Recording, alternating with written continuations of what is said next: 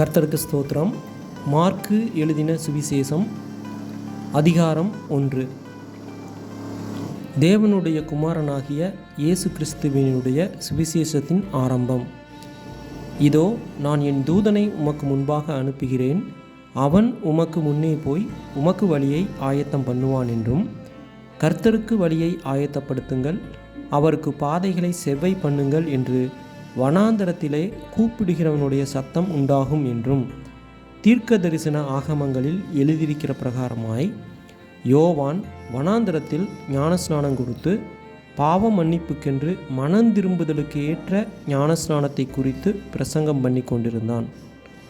அப்பொழுது யூதேயா தேசத்தார் அனைவரும் எருசலேம் நகரத்தார் யாவரும் அவனிடத்திற்கு போய் தங்கள் பாவங்களை அறிக்கையிட்டு யோர்தான் நதியில் அவனால் ஞானஸ்நானம் பெற்றார்கள். யோவான் ஒட்டகமயிர் உடையை தரித்து தன் அறையில் வார்க்கச்சையை கட்டி கொண்டவனாயும் வெட்டுக்கிளியையும் காட்டுத்தேனையும் புசிக்கிறவனாயும் இருந்தான். அவன், என்னிலும் வல்லவர் ஒருவர் எனக்கு பின் வருகிறார், அவருடைய பாத ரட்சைகளின் வாரை குனிந்து அவிழ்க்கிறதற்கும் நான் பாத்திரன் அல்ல. நான் ஜலத்தினால் உங்களுக்கு ஞானஸ்நானம் கொடுத்தேன், அவரோ பரிசுத்த ஆவியினால் உங்களுக்கு ஞானஸ்நானம் கொடுப்பார் என்று பிரசங்கித்தான்.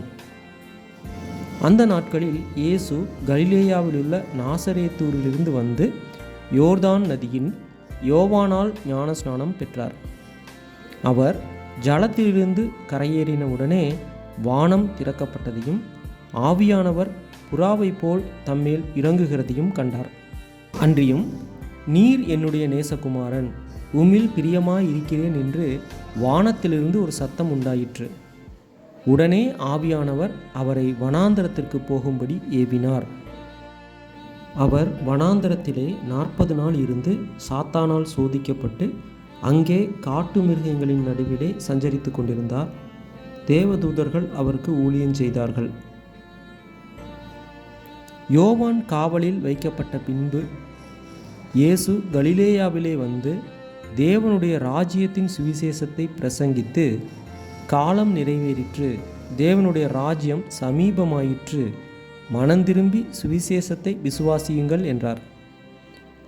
அவர் கலிலேயா கடலோரமாய் நடந்து போகையில் மீன் பிடிக்கிறவர்களாயிருந்த சீமோனும் அவன் சகோதரன் அந்திரேயாவும் கடலில் வலை போட்டு கொண்டிருக்கிற போது அவர்களை கண்டார்.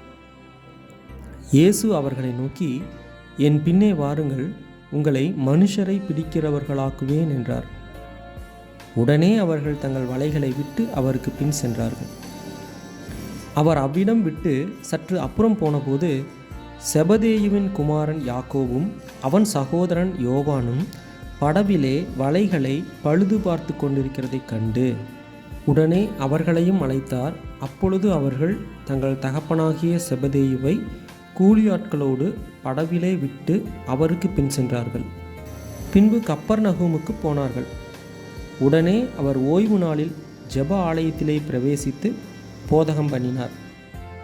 அவர் வேதபாரகரைப் போல போதியாமல் அதிகாரமுடையவராய் அவர்களுக்கு போதித்தபடியினால் அவருடைய போதகத்தை குறித்து ஜனங்கள் ஆச்சரியப்பட்டார்கள். அவர்களுடைய ஜெப ஆலயத்திலே அசுத்த ஆவியுள்ள ஒரு மனுஷன் இருந்தான். அவன், ஐயோ, நசரேயனாகிய இயேசுவே, எங்களுக்கும் உமக்கும் என்ன?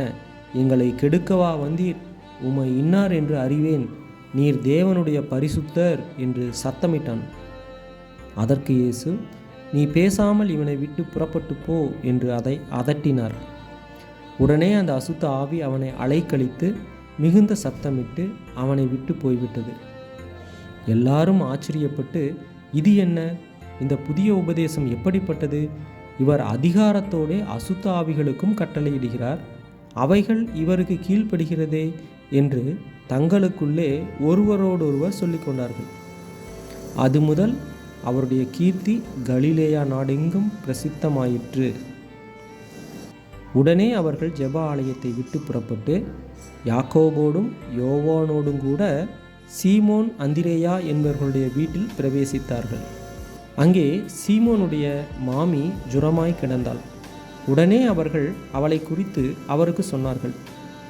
அவர் கிட்ட போய் அவள் கையை பிடித்து அவளை தூக்கிவிட்டார். உடனே ஜுரம் அவளை விட்டு நீங்கிற்று. அப்பொழுது அவள் அவர்களுக்கு பணிவிடை செய்தாள். சாயங்காலமாகி சூரியன் அஸ்தமித்தபோது சகல பிணியாளிகளையும் பிசாசு பிடித்தவர்களையும் அவரிடத்தில் கொண்டு வந்தார்கள். பட்டணத்தார் எல்லாரும் வீட்டு வாசலுக்கு முன்பாக கூடி வந்தார்கள்.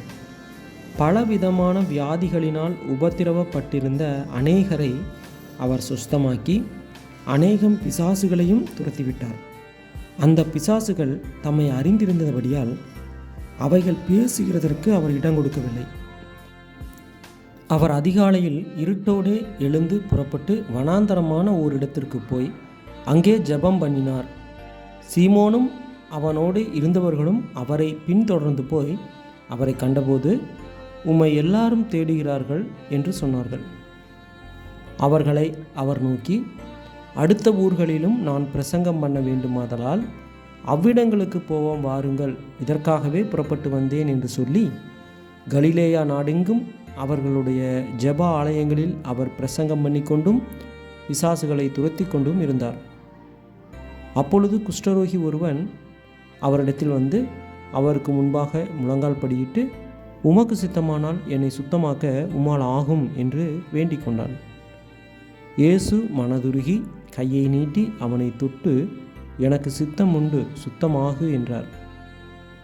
இப்படி அவர் சொன்ன உடனே குஷ்டரோகம் அவனை விட்டு நீங்கிற்று. அவன் சுத்தமானான்.